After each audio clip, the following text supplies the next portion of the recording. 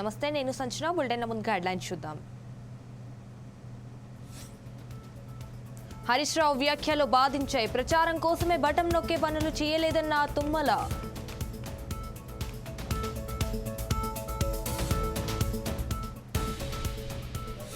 జనగామ జిల్లా ఎస్సీ బాలికల వసతి గృహంలో ఏసీబీ తనిఖీ. విద్యార్థుల రిజిస్టర్లో తప్పుడు లెక్కలు చేశారన్న ఆరోపణ.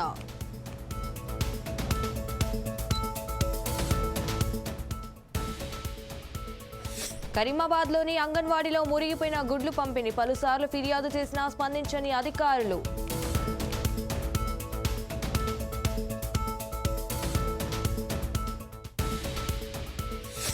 జయశంకర్ భూపాలపల్లి జిల్లాలో వాహనాల తనిఖీ. అక్రమంగా తరలిస్తున్న ఎండు గంజాయి స్వాధీనం.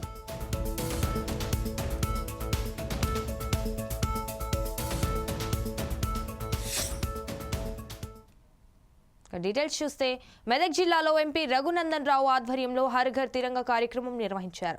జేఎన్ రోడ్ నుంచి రామ్దాస్ చౌరస్తా వరకు జాతీయ జెండాలతో విద్యార్థులు పాదయాత్ర చేపట్టారు. ఆగస్టు 15న ప్రతి ఇంటి మీద జాతీయ జెండా ఎగురవేయాలని ఎంపీ కోరారు. జాతీయ జెండాను గౌరవించని వారు ఈ దేశంలో ఉండాల్సిన అవసరం లేదని, అలాంటి వారిని దేశం నుంచి తరిమి కొట్టాల్సిన బాధ్యత మనం తీసుకోవాలని సూచించారు.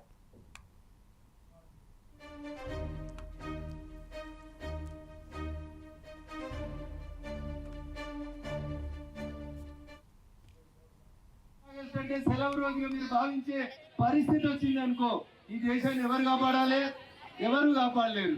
అందుకనే నరేంద్ర మోడీ గారు ఛాయ్పై చర్చ పెట్టినా, పరీక్షపై చర్చ పెట్టినా, ఆఖరికి 15 ఆగస్టు సందర్భంగా 13, 14, 15 3 రోజులలో ప్రతి ఇంటి మీద జెండాలు కట్టించాలనేటువంటి కార్యక్రమాన్ని చేపట్టినా, ఇది నాది అనేటువంటి భావన మీరందరిలో రావాలని కోరుకుంటూ, చాలా మంది మా చెల్లెలు చెప్పారు, సార్ ఎండ కొడుతుంది, డి విటమిన్ సంగతి దేవుడేరు, మేము కూడా నీరంగులకు వస్తున్నాం సార్ అని చాలా మంది బాధపడుతున్నారు. అందుకనే మిమ్మల్ని తొందరగా పంపిస్తాం.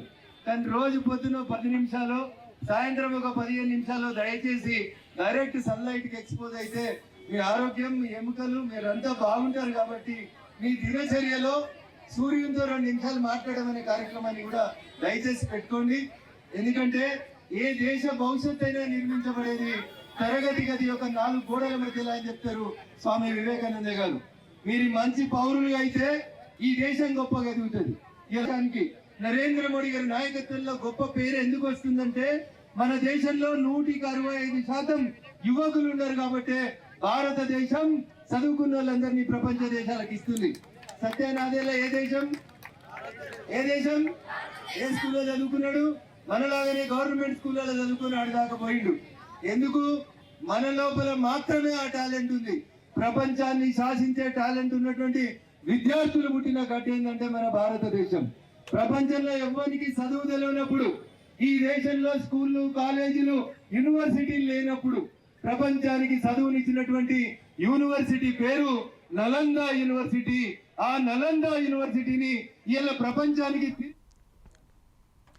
జయశంకర్ భూపాలపల్లి జిల్లా 30 పడకల సామాజిక ఆసుపత్రిలో సామాన్య ప్రజలకు వైద్య సేవలు అందని ద్రాక్షాల మారుతున్నాయి. ఈ ఆసుపత్రికి మంత్రి శ్రీధర్ బాబు చైర్మన్ గా వ్యవహరిస్తున్నారు. ఆసుపత్రిలో మెరుగైన వైద్య సేవలు అందడం లేదని రోగులు ఆవేదన వ్యక్తం చేస్తున్నారు. ఇప్పటికైనా మంత్రి సమస్యలపై స్పందించి మెరుగైన వైద్య సేవలు అందించే విధంగా చర్యలు తీసుకోవాలని ప్రజలు డిమాండ్ చేస్తున్నారు.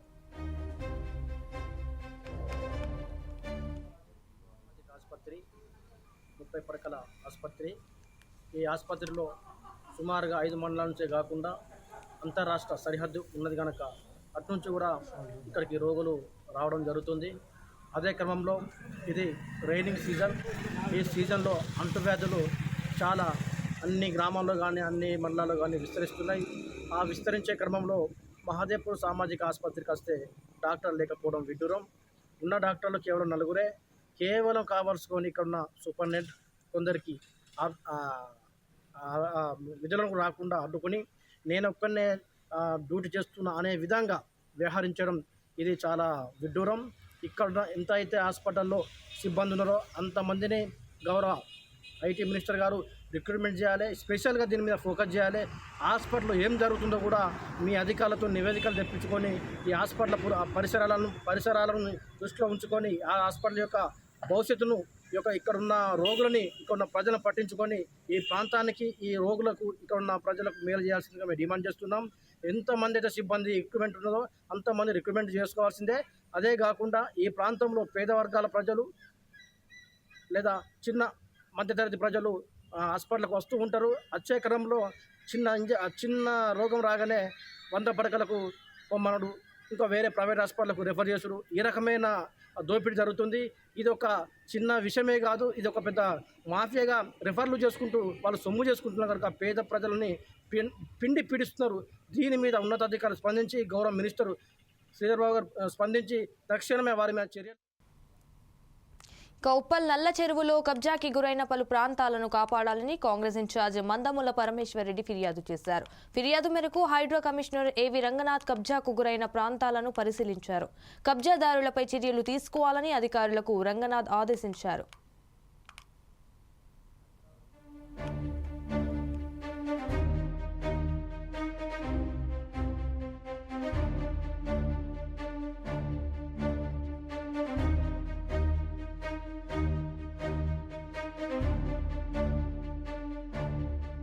పడితే అక్కడ విచ్చలవిడిగా కబ్జాలు పెట్టుకుంటూ పోయినటువంటి గత బీఆర్ఎస్ పార్టీ నాయకులు ఇవాళ చెరువులను చెరబట్టినటువంటి పరిస్థితులను ప్రత్యక్షంగా చూడడం జరుగుతూ ఉంది. వీటన్నిటి నివారణ కోసం తిరిగి హైదరాబాదును ఒక మంచి చెరువులు ఉన్నటువంటి నగరంగా తీర్చిదిద్దడం కోసం కాంగ్రెస్ పార్టీ ప్రభుత్వం, ముఖ్యంగా ముఖ్యమంత్రి గౌరవనీయులు రేవంత్ రెడ్డి గారు చేసినటువంటి ఓ సాహసోపేతమైనటువంటి నిర్ణయం హైడ్రా ఏదైతే ఉందో, ఇవాళ ఉప్పల్ నల్ల చెరువును సందర్శించడం జరిగింది. ఇక్కడ మా నాయకులు వజ్రేష్ యాదవ్ గారు, ఇటు పరమేష్ గారు, ఇక మిగతా కాంగ్రెస్ పార్టీ నాయకులందరం కూడా ఇక్కడ హాజరై జరిగినటువంటి కబ్జాలను వివరించడం జరిగింది. కొద్దిసేపటి క్రితమే హైడ్రా కమిషనర్గా ఉన్నటువంటి రంగనాథ్ గారు కూడా ఇక్కడ పరిస్థితిని సమీక్షించారు. అతి త్వరలోనే ఈ నల్ల చెరువు కూడా విముక్తి రాబోతా ఉంది.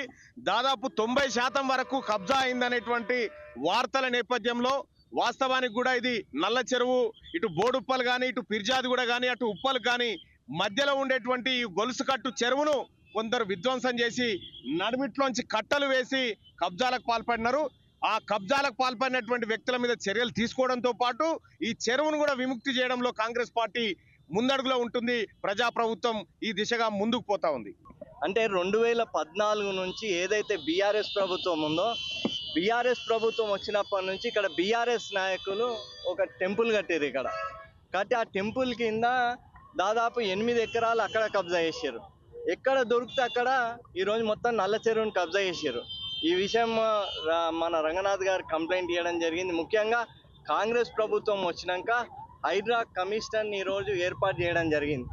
ముఖ్యమంత్రి గారు ఎక్కడైతే గ్రేటర్ హైదరాబాద్లో హైడ్రా పరిధిలో పార్క్ స్థలాలే కానివ్వండి, ఏవైతే గొలుసుకట్టు చెరువులు ఉన్నాయో ఇవన్నీ కాపాడాలని ఈరోజు నిర్ణయించడం జరిగింది.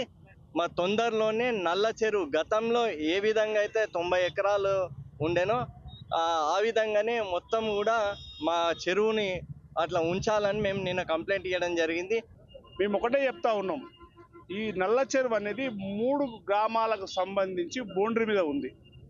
ఇక్కడ పిర్జాది కూడా, అక్కడ బోడుప్పల్, అక్కడ ఉప్పల్, ఈ మూడింటిని ఆసరాగా తీసుకొని 82 ఎకరాల భూమి ఉన్నటువంటి చెరువును రకరకాలుగా కబ్జాలు చేశారు. అవన్నీ కబ్జాలు తీసి ఎవరైతే కబ్జా పెట్టిరో వాళ్ళ మీద కఠిన చర్యలు తీసుకొని ఈ చెరువులో ఉన్నటువంటి 83 ఎకరాల భూమిని కాపాడమని చెప్పి మేము డిమాండ్ చేస్తూ ఉన్నాం. ఉదయం నుంచి నిన్ననే మా పరమేశ్వర్ రెడ్డి గారు ఒక కాంప్లైంట్ ఇచ్చిండు. దాని ప్రకారం ఆఫీసర్లందరూ కూడా, సంబంధించిన అధికారులందరూ కూడా వీడికి రావడం జరిగింది. ఖచ్చితంగా మా ప్రభుత్వం చేసి చూపిస్తుందని చెప్పి తెలియజేస్తా ఉన్నాం. జనగామ జిల్లాలోని ప్రభుత్వ ఎస్సీ బాలికల వసతి గృహంలో ఏసీబీ తనిఖీలు నిర్వహించారు. రిజిస్టర్లో 110 మంది విద్యార్థులు ఉన్నట్టు తప్పుడు లెక్కలు చేశారని, విద్యార్థులకు మెను ప్రకారం భోజనం అందించడం లేదని ఏసీబీ సాంబయ్య తెలిపారు. అంతేకాకుండా తాము తనిఖీ చేసేటప్పుడు సోషల్ ఆఫీసర్ కవిత కూడా లేరని ఆయన వెల్లడించారు.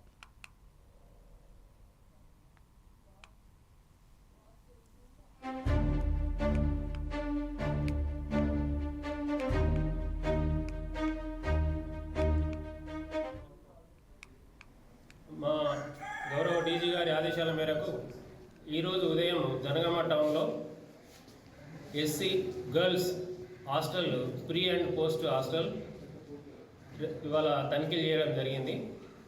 ఈ తనిఖీలలో ముఖ్యంగా పిల్లలకి యాజ్ పర్ మెనూ భోజనం పెడుతున్నారా లేదా, తర్వాత ప్రెమిసిస్ కూడా నీట్గా మెయింటైన్ చేస్తున్నారా లేదా, కిచెన్ కూడా ప్రెమిసిస్ ఎలా ఉంది, నీట్గా పెడుతున్నారా లేదా, తర్వాత భోజన నాణ్యత కూడా ఎలా ఉందని చెక్ చేసే యాంగిల్లో మేము ఈరోజు మార్నింగ్ 6 గంటల నుండి తనిఖీలు చేస్తున్నాము.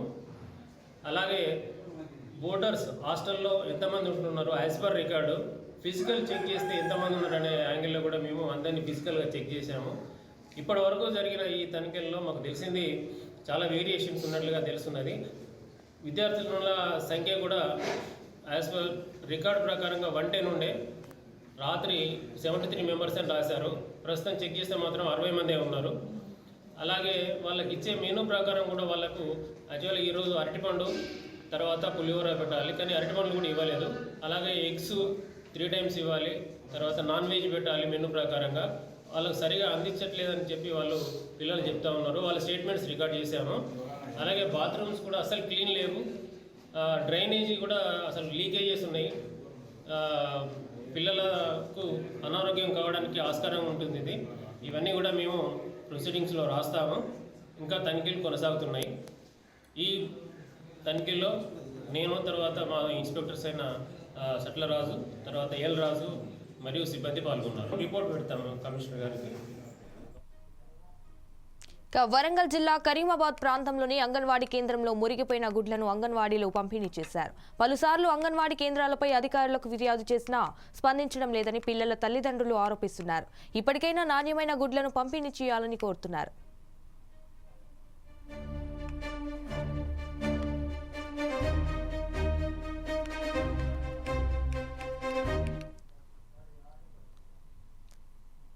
జయశంకర్ భూపాలపల్లి జిల్లా మహాదేవ్పూర్లో ఏబీవీపీ ఆధ్వర్యంలో హర్ఘర్ తిరంగ యాత్ర నిర్వహించారు. 500 మీటర్ల పాదమైన జాతీయ జెండాతో విధుల్లో తిరుగుతూ భారత్ మాతకి జై అంటూ నినాదాలు చేశారు. ఈ యాత్రలో భారీగా విద్యార్థులు పాల్గొన్నారు.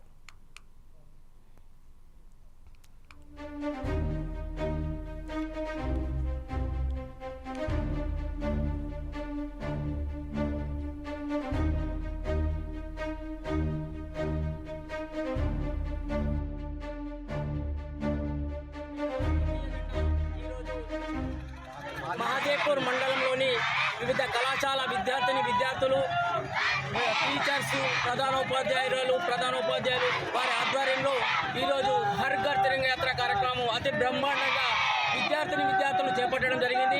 ఈ కార్యక్రమానికి వివిధ కళాశాల ప్రిన్సిపాల్ కానీ, టీచర్స్ కానీ, మేడమ్స్ కానీ అందరూ సహకరించిండ్రు. వారందరికీ మేము పేరు కృతజ్ఞతలు తెలియజేస్తున్నాము. పాత్రికేయ మిత్రులకు మరియు ఈ కార్యక్రమాన్ని వివిధ అందరూ ప్రతి మహాదేవ్పూర్ మండల ప్రజలందరికీ కూడా ఈ హర్ ఘర్ తిరంగా యాత్ర కార్యక్రమంలో చేపట్టడం జరిగింది. వారందరికీ మహాదేవ్పూర్ మండల ప్రజల 78వ స్వాతంత్ర దినోత్సవాన్ని పురస్కరించుకుని సాలార్జంగ్ మ్యూజియం, పిస్తా హౌస్ నుండి చార్మినార్ వరకు తిరంగ యాత్రను ఘనంగా నిర్వహించారు. ఈ యాత్రలో యువకులు భారీగా పాల్గొని యాత్ర విజయవంతం చేశారు. తిరంగ యాత్ర ద్వారా ప్రజలలో దేశభక్తిని పెరుగుతుందని బీజేవైఎం రాష్ట్ర అధ్యక్షుడు సెవెల్ల మహేందర్ అన్నారు. దేశానికి వ్యతిరేకంగా ప్రవర్తిస్తే సొంత రక్త సంబంధికులైనా క్షమించేది లేదన్నారు.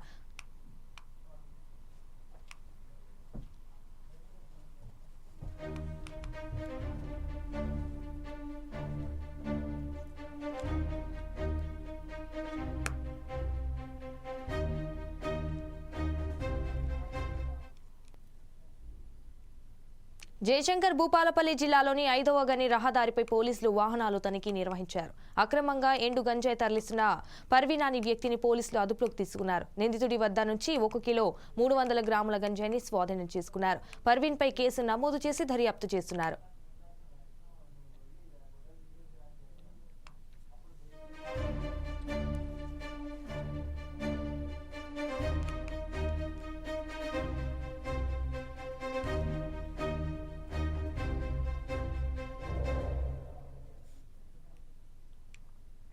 భూపాలపల్లి జిల్లా కారల్ మార్క్స్ కాలనీలో దారుణం చోటు చేసుకుంది. ఆస్తి కోసం కన్న తండ్రి మల్లేష్ పై చిన్న కూతురు దత్తత అల్లుడు దాడి చేశారు. దాడిలో మల్లేష్ 2 కాళ్లు విరిగిపోయాయి. దీంతో వెంటనే స్థానికులు మల్లేష్ ను ఆసుపత్రికి తరలించారు. దాడిపై బాధితుడి పెద్ద కూతురు ఫిర్యాదు మేరకు పోలీసు కేసు నమోదు చేసి దర్యాప్తు చేస్తున్నారు.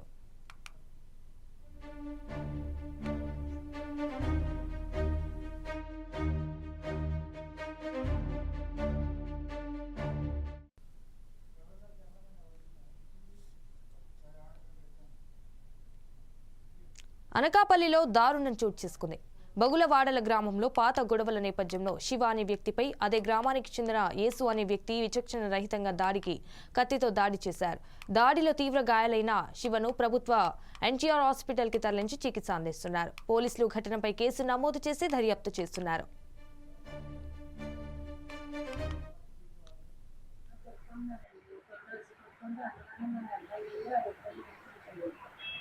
ఆ రోజు అర్థం అయిపోయింది. మళ్ళీ శాఖరాన్ని కొనడం కాలేజీ ఒక్కడితే ఈ లోబెత్తి కొనడంలో అప్పుడే నట్టకేసి కూర్చున్నాను. కొడితే అప్పుడే మా అబ్బాయి కొనండి మేరకు వస్తున్నాను చూసి ఎందుకంటే మళ్ళీ ఆయన కొడుతున్నాను అనేసి ఆ శాఖరాన్ని కొనడంలో అట్టుకొని పక్కన ఆపిపోయానని చెప్పి ఆ కుర్రాడు శివాన్ని మధ్యలో కాక మీకు చూసుకుంటానని శాఖరాన్ని కొనడం అన్నదంటే అలాగే 50% అయితే మేము మళ్ళీ మా అబ్బాయి నేను మా అబ్బాయి ఇంట్లో పడుతున్నాను. ఆ శాఖరాలు మాయ ఆ శాఖరాలు మాయ కుర్రోడు వచ్చి ఇంట్లో తెచ్చి మా పడుకున్న మా అబ్బాయిని తీసుకెళ్ళి డీటెయిల్ చేసేది. అక్కడికి భజనార్థం ఇద్దరు మగలు వెళ్ళి కొంచెం మాట్లాడుతున్నాను. సరే తెచ్చుకోలేదు ఆ మాయ తీసుకొచ్చి ఇంటికి దాడి చేసి తీసుకెళ్ళి ఇలా కొట్టి ఇలా చేసేది. ఆ పుట్టినప్పుడు నేను లేని ఇంటికి ఉంటాను. ఇటీవల బంగ్లాదేశ్లో జరుగుతున్న అల్లర్ల విషయం తెలిసిందే. అయితే ఒక వర్గం వారు హిందువులను వారి దేవాలయాలను టార్గెట్ చేసుకుని దాడులకు తెగబడుతుండటంతో ఇస్కాన్ టెంపుల్కు మిలిటరీ రక్షణ కల్పించారు. ఎందరికో రోజు కులమత వర్గభేదం లేకుండా ఇస్కాన్ అన్నదానం నిర్వహించడం తెలిసిందే. అయినా ఇలాంటి సోషల్ ఆర్గనైజేషన్లను కూడా మతంతో ముడిపెట్టి ఇబ్బంది పెట్టడం వాళ్ళ ఆలోచన సరిలకే వదిలేద్దాం.